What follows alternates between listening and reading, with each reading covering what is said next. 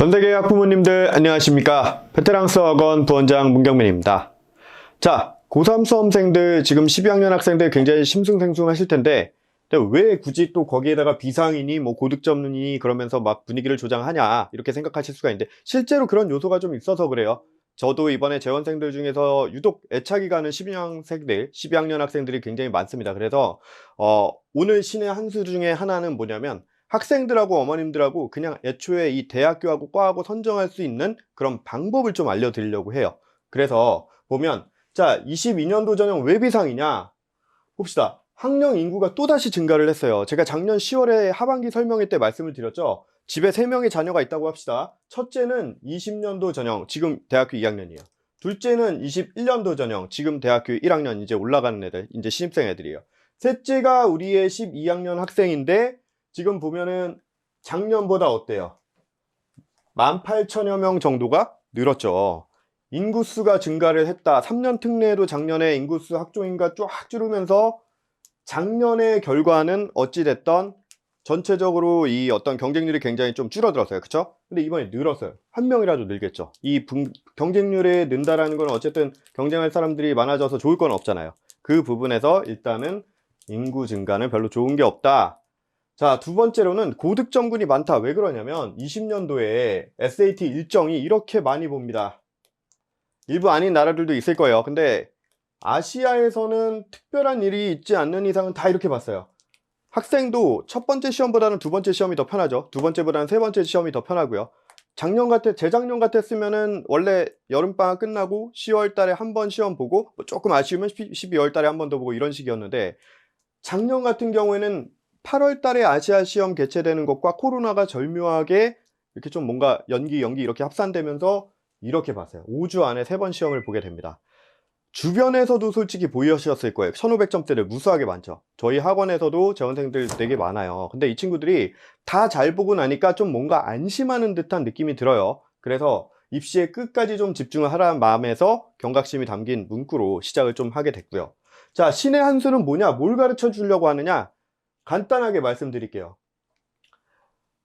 여기 국제형 합격설의 블라인드 알메이트 기자 뭐 여기 있는 내용들을 바탕으로 어머님과 학생들의 이 대학이나 과를 선정하는 컨설턴트가 되게 하는 그런 방법을 알려주려고 하는 거예요. 그러니까 본인 혼자서도 학과랑 대학이랑 이런 것들 다 선정할 수 있게끔 제 목표는 바로 그겁니다. 어떻게?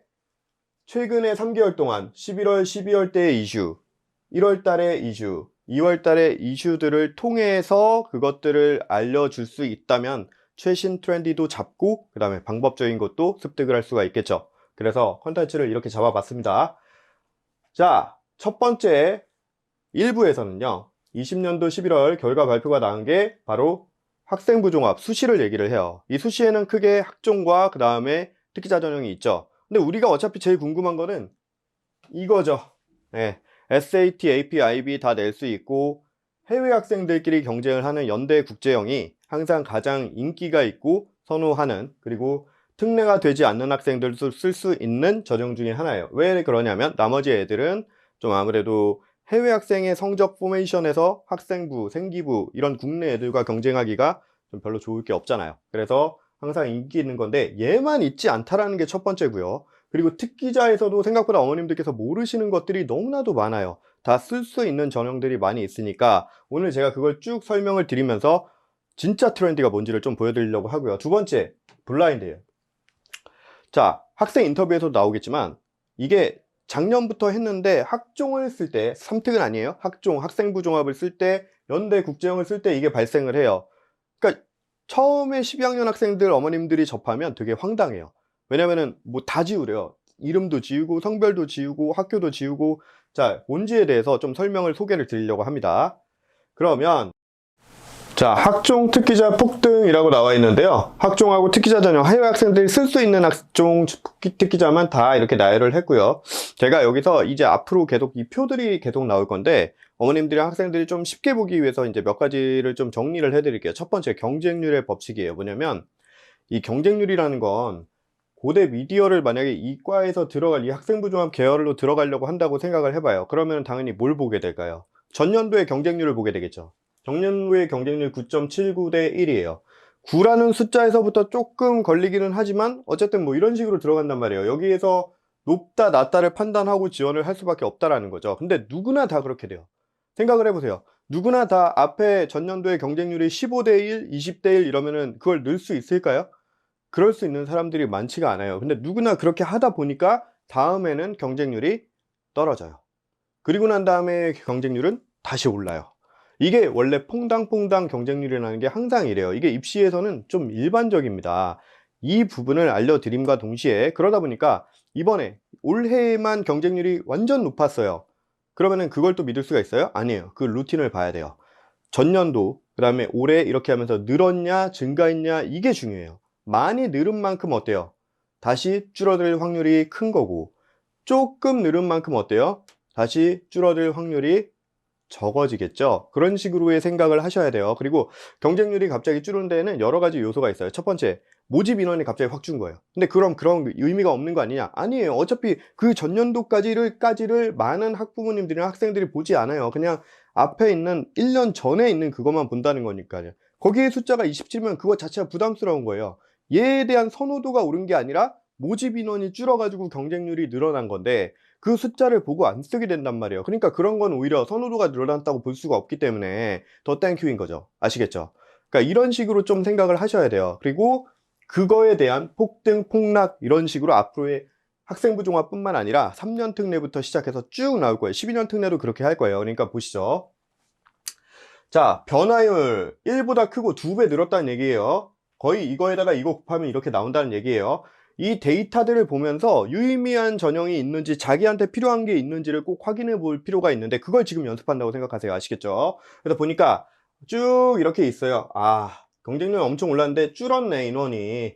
인원이 엄청 줄었고 여기도 줄었네. 얘도 줄었고 얘도 줄었고 2점대 이렇게 있는 애들 중에 극단적으로 오른 애들은 좀 대부분 줄었구나 라는 걸 알 수가 있어요. 쭉 보니까 아, 얘네 뭐 다 쓸 수는 있는데 수능 체제 있어서 쓸 수는 있는데 우리한테 크게 흥미로운 건 아니에요. 왜냐하면 해외 학생들은 한국 학생들과 같이 경쟁을 했을 때 불리한 게 뭐예요? 생기부가 없어요. 학생부가 없습니다. 교과 세특이나 주관적인 요소가 없어요. 그러다 보니까 본인의 학교의 성적 포맷을 딱 가면 1등급이랑 A 플러스랑 딱 붙는 거예요. 그랬을 때 얘가 유리할 면이 없다는 거예요. 얘가 유리할 이유가 없다는 거예요. 얘는 주관적인 요소가 선생님들이 막 써준 게 이만큼 있는데 얘는 그걸 써준 게 없으니까 불리하다는 얘기는 아니에요. 근데 유리할 면이 없다라는 거예요. 그러니까 좀 부담스럽다라는 게 사실이기도 하고요. 자, 유의미한 전형을 한번 찾아봅시다. 유의미한 데이터를. 그게 보면 쭉 보다 보면 아, 우리가 제일 좋아하는 거 연대국제요. 그렇잖아요. 우리가 항상 좋아하는 거. 그게 보니까 5.5대 1에서 9.30대 1, 9대 1로 늘었다는 얘기네. 그럼 다음번에는 한번 써볼 만한 가치가 있겠죠. 체크. 자, 두드림 해서 이렇게 보니까 경영정보 이렇게 했는데 여기서부터는 숫자가 이제 좀 별로 미미하긴 하네요. 별로 미미하긴 해요. 어쨌든 얘랑 그 다음에 동국대 두드림까지도 이따 예시 때문에 한번 보는데 어쨌든 11.5대 4라는 숫자가 1의 자리가 아닌 자리 크단 말이에요. 근데 거기에서 또 19.331이니까 이 숫자도 어때요? 좀 굉장히 크죠? 일단 동국대 두드림도 체크. 그 다음에 사회학과 뭐 이런 쪽들은 좀 보지 않겠습니다. 우선 이렇게 간다라는 걸 이런 과들이 폭등을 했구나 일단 확인을 하고요. 자, 다음에 폭락입니다. 폭등은 올랐으니까 다음에 떨어질 가능성이 높으니까 리스트가 의미가 있다고 칩시다. 근데 우리가 쓸 수 있는 건 어차피 국제형이랑 몇 개 없었죠. 동국대 두드림은 좀 기억을 해놓으세요. 요즘 들어서 동국대 두드림이 좀 많이들 올라오고 있습니다. 여기저기서 앞으로 보일 거예요. 폭락은 이거 왜 써놨냐? 폭락은 그러면 그런 게 아닌데 자, 특기자료는 이제 없어져서 사선 쳐놓은 거예요. 폭락은 왜 써놨냐면 피하라고. 피해야 돼. 얘 떨어졌으니까 다시 올라갈 확률이 높잖아요. 자, 이 제가 지금 말씀드리는 모든 내용들은 기본적인 맥락을 지표 삼으라고 말씀드리는 거 항상 100%의 무슨 뭐 청기누설이다 이런 얘기는 아니에요. 참고해 주시고 얘네들 이렇게 쭉 보시고 어차피 없는데 아는데 유의미한 전형이 분명히 꼼꼼하게 보다 보면 있습니다. 하나 예를 들어 봅시다. 외대 학생부 종합 면접형 인도어과가 있죠. 자, 인도에서 살고 있는 나는 로컬 학교를 다니고 있어서 옆에 있는 브리티시보다 학교 규모나 스케일이 굉장히 작았어요. 얘는 IB도 못하고 AP도 못하고 SAT도 못하고 여건이 별로 그렇게 좋지가 못해서 근데 내신은 기가 막혔어요. 근데 얘가 3년 특례는 됐는데 굉장히 상향 지원을 특례성으로 하려고 하다 보니까 뭔가 교내 엑스트라가 조금 많이 좀 딸리는 것 같아요. 그 전공 연관성에 관련 활동이나 시스템이 좀 많이 딸리는 것 같아요. 그렇다고 다른 게 있는 게 아니고. 그래서 이 아이는 면접형이라는 거를 한번 보니까 이 아이한테 유리할 수밖에 없는 게, 어머님 생각을 해보세요. 이게 면접형은 서류가 100에 2단계가 30%의 면접이 있어요. 그리고 대부분 인성적인 얘기인 그 면접형에서 뽑히게 됩니다. 학생부 종합은 이제부터 블라인드이기 때문에 학교 이름 이런 것들도 다 지워버리고 내게 돼요. 그리고 학생부 종합은 또 뭐예요? 그 외적인 것들 다 못 내는 것들이 대다수죠. 연대국제형 빼고는. 그러면 얘 입장에서는 땡큐죠. 얘 입장에서는 뭐 SAT 이런 것도 필요 없고 학교 이름도 지워버리니까 땡큐야. 근데 평가가 30%가 2단계에서 면접이 들어가니까 뭐야. 예를 들어서 인도 대사관 옆에서, 거기서 옆에서 살고 있는 애가 인도에 대해서 더 할 말이 많겠어요? 인도 현지에서 살고 있는 애가 할 말이 더 많겠어요? 이런 맥락이에요. 그럼 얘한테 불리할 이유가 없는 거죠. 이런 부분들을, 유의미한 것들을 케이스가 너무 많으니까 학생들마다 이런 걸 찾으라고 말씀을 드리는 거예요. 자, 해외 학생들이 그러면 지원은 가능한 학생부 종합 전형이 좀 없어 보인다. 왜냐면 이게 뭐 그냥 내신만 내가지고 되겠냐, SAT, AP, IB 그럼 왜 했냐. 정말 없나? 더 이상 지원 가능한 학생부 종합의 전형들이 없을까? 라고 생각을 해보면, 그래서 일단은 나온 게 아까 말씀드렸던 연대국제형에 대해서 다시 한번 조명을 해보려고 하는 거예요. 그래서 보면 이렇게 있고요. 여기에 하나 이제 22년도 지금 12학년부터 뭐가 있어요?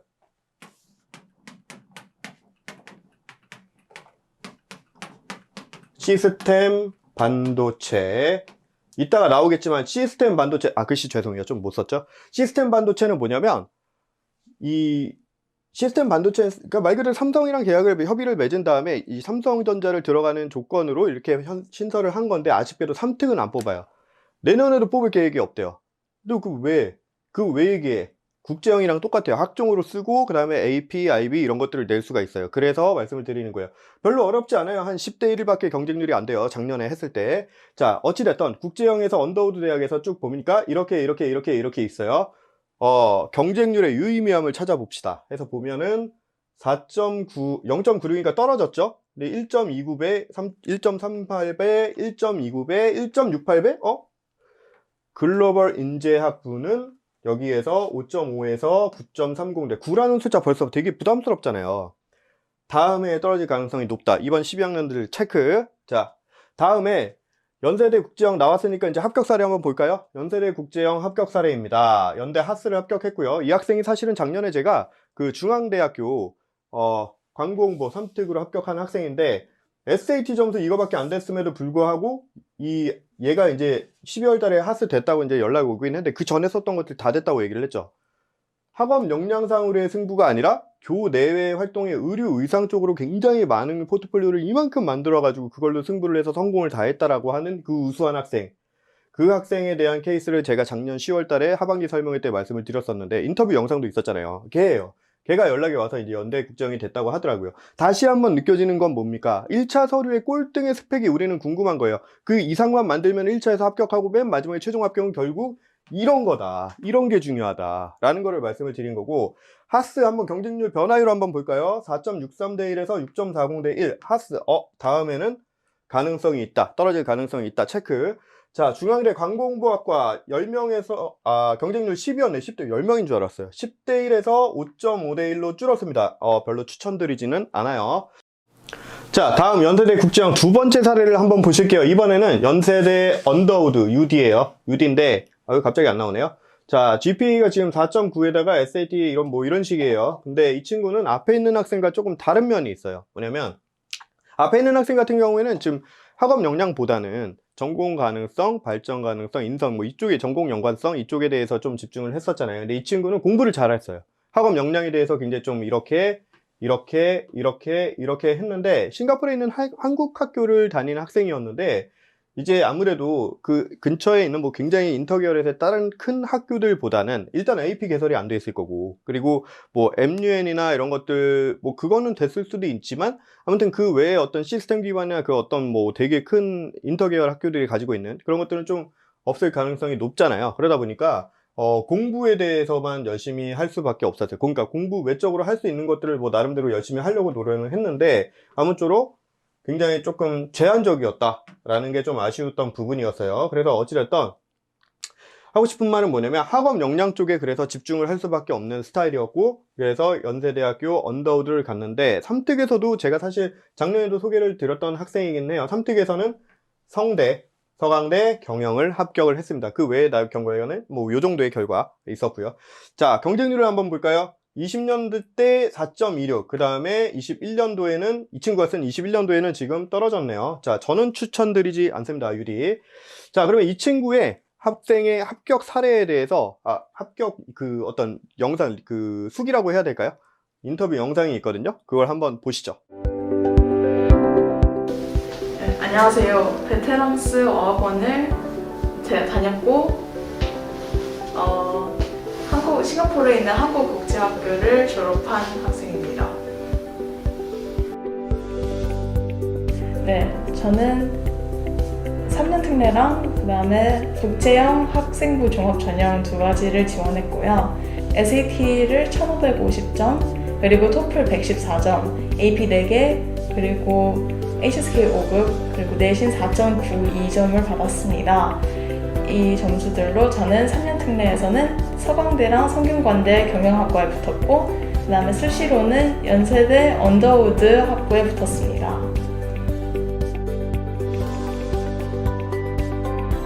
학종과 재외국민 전형의 가장 큰 차이점은 바로 블라인드라고 생각합니다. 3년 특례에서는 안 하는 건데, 학종에서는 이제 모든 제출 서류에서 이름, 사진, 그리고 학교명이나 수상기관 등을 모두 지워야 합니다. 그래서 연세대에서는 블라인드 처리를 학생이 직접 하게 해서 학생들이 되게 불합격이 안 되려면 되게 조심히 블라인드 처리를 해야 됩니다. 서류 평가가 조금 다른데요. 성적증명서랑 그 다음에 비교과 활동 기록표를 제출하게 되어 있는데요. 3년 특례와 달리 생기부랑 내신은 성적증명서가 아니고 그 비교과 활동 기록란에 들어가요. 그리고 성적증명서에는 SAT랑 AP 점수 등이 들어가요. 여기서 조심해야 되는 게 성적증명서에 3년 특례에 자주 들어가는 공인 어학 점수들인 토플, 토픽, 그리고 HSK 등이 들어가면은 이제 불합격 처리가 될 수 있어서 이 점은 되게 조심하셔야 될 것 같습니다. 제 얘기가 여러분의 입시에도 도움이 되기를 바랍니다. 감사합니다. 자, 학생의 인터뷰 영상 좀 도움이 되셨습니까? 우리 그 후배들 위해서 학생이 시간 내줬는데 좀 도움이 되길 바라고요. 자, 이 학생이 얘기했던 블라인드 서류평가, 이게 뭐냐면 삼특에서 안 해요. 다시 말씀드리지만 학생부 종합 학종에서만 하는 거예요. 학종에서만 하는데 우리나라의 평생 수건이죠. 고교 평준화. 중도기임하는 학생들 입장에서는 굉장히 난감한 게, 어디 뭐 내가 독일에서 왔으면 독일어를 잘할 수 있잖아. 그러면 독일어과 외고를 가야 돼? 아니면 그냥 일반 고등학교를 가야 돼? 아니면 뭐 유명한 자사고를 가야 돼? 아니면 전사고를 한번 지원을 해볼까? 사실은 전사고나 이런 데를 물론 뭐 지원을 해외에서 오는 학생들이 가는 확률은 그렇게 적지만, 최소한 일반고에서 뭐 유명한 학교를 가야 돼? 아니면은 뭐 덜 유명한 학교를 가야 돼? 제가 작년에 그래서 뭐라고 말씀드렸어요. 선택지 중에 무조건 남녀공학, 내신 잘 따기 쉬운 곳. 근데 그게 이제 더욱더 그렇게 되는 게 유리하게 된 거예요. 어떤 학교인지를 모르니까. 자, 블라인드 뭐냐면, 이 원서를 누구 건지를 알 수가 없다, 이거예요. 어느 정도까지 다 지우고 제출을 하냐면, 학생 인적사항 다 삭제예요. 이 친구는 약간 좀 긴가민가 했던 것 같고, 학교들마다 그 재량권인 것 같은데, 뭐냐면 그냥 원래는 성별이랑 이런 것도 다 지워야 돼요. 예. 그러니까 학교 이름뿐만 아니라 성별 이런 것들 다 지워야 돼요. 연세대학교랑 통화를 했을 때도 이 사람들이 뭐라고 얘기를 하냐면, IB를 할 때에도 그 뭔가 이 서류상으로 낼 수 있는 뭐 TOK나 익스텐디드 에세이 이런 것들을, 외부 요소들 이런 것들 다 지우라고 얘기를 했단 말이에요. 이거 다시 한번 학교들마다 어머님들께서 IB를 하는 학생들이면 꼭 전화를 해서 물어보세요. 어느 정도 선거까지를 정확하게 아셔야 된다는 걸 일단 특징을 먼저 말씀을 드리고요. 자, 서열화가 없어졌기 때문에 내신이 똑같은 거여도 주는 얘네들을 갈 필요가 있어요, 없어요? 없다라는 거죠. 더 내신 잘 따는 곳, 쉬운 곳으로 가서 내신 잘 받으라는 게 일반적이에요. 근데 사실 이제 이런 얘기가 있어요. 블라인드에서 이 중도기임을 했던 학생들 때문에 더 길게 얘기를 하는 건데, 뭐냐면 해외 학생들에게 어느 고등학교가 더 유리한가 한가에서 무조건적으로 내신 따기 쉬운 곳으로 가라고는 얘기할 수만은 없어요. 왜냐면 자, 저학년 시스템 기반 면학분위 이거 왜 얘기가 나오냐면 이런 거예요.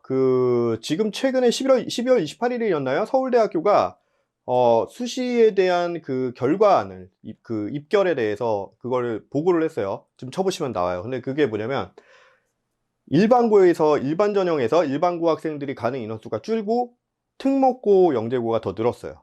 예. 고교 블라인드의 실효성에 대해서 굉장히 조금 논란들이 많이 솔직히 제기되고 있는 상황이에요. 근데 제가 봤을 때는 서울대의 특징에 대해서 먼저 알아야 돼요. 서울대의 특징은 일반 전형보다 지균이라고 하는 지역균형을 훨씬 더 많이 뽑는단 말이에요. 그때도 그러니까 올해도 그랬어요. 훨씬 더 많이 뽑으면 저기 부산이랑 광주에서 온 애들이 와가지고 가는 그 일반고 애들이 훨씬 더 많다고. 근데 그렇게 뽑고 남은 애들 중에서 이제 일반고냐 뭐 자사고냐 특목고냐 뭐 전국 계열의 전사고냐 뭐 이런 식으로 해가지고 이제 가는 거잖아요. 그리고 무려 한 150개 정도의 처음 보는 학교들에서 서울대를 와서 뽑혔어요. 그렇기 때문에 이거는 솔직히 영재고나 특목고에 있는 아이들이 이게 보면은 그 평가 요소를 또 알아야 되는데 뭐냐면 교과 세특부터 시작해서 거기 기재하는 란에 비교과 활동 축소된다고 하지만 선생님들이 그 다음에 어떤 동아리 활동, 그 다음에 수행평가 이런 것들은 솔직히 학교의 시스템마다 조금씩 정도 차이가 있을 수밖에 없단 말이에요. 근데 그것들을 고스란히 쓰고 있어요. 지금도 생기부에 고스란히 학생부에 그런 것들을 쓰고 있단 말이에요. 근데 솔직히 공부를 너무 못하는 학교들, 그러니까 공부를 못한다기보다는 조금 다른 데보다 상대적으로 떨어지는 남녀공학의 뭐 그런 한 곳들이 있다고 쳤을 때 거기에 있는 시스템이 여기에 있는 시스템보다 안 좋을 수도 있잖아요. 안 좋을 수도 있는 거잖아요. 그러니까 그런 영향을 아예 안 받을 수 없다라는 거예요. 평가를 한 요소가. 따라서 서울대 자체에 대해서의 한 개의 대학을 보고서 이게 지금 블라인드가 실효성이 없어서 앞으로 무실해진 거 아니냐, 다시 또 바뀌는 거 아니냐는 아닌 것 같습니다. 제가 봤을 때는 실효성이 있는 것 같아요. 6월 달에 어차피 대학들이 다 발표를 해야 돼요. 그럼 이때 다른 대학교들 것들로 좀 전체적으로 봐야 되지 싶어요. 서울대 한 개가 우리나라 대학교의 뭐 전체는 아니잖아요. 그런 맥락이고요. 따라서 저학년들 같은 경우에는 적응할 시기가 있으니까 시스템 기반에 시스템 좋은 데 가서 면학 분위기나 이런 걸 무시를 못하니까 거기에서 보라는 거예요. 근데 9학년, 10학년, 11학년 그러니까 고교 이상 9학년부터 만약에 플러스 해서 그렇게 쓴 학생들은 지금 뭐 그럴 시간이 어디 있어요.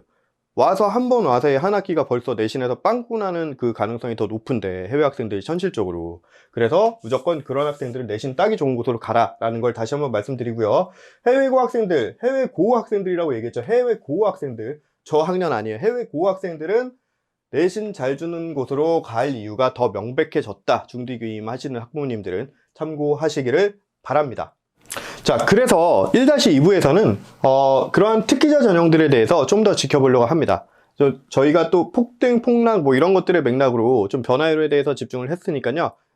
1부 종료하고 1-2부도 빠짐없이 좀 참석해 주시길 바랍니다. 시청해 주신 어머님들 감사합니다.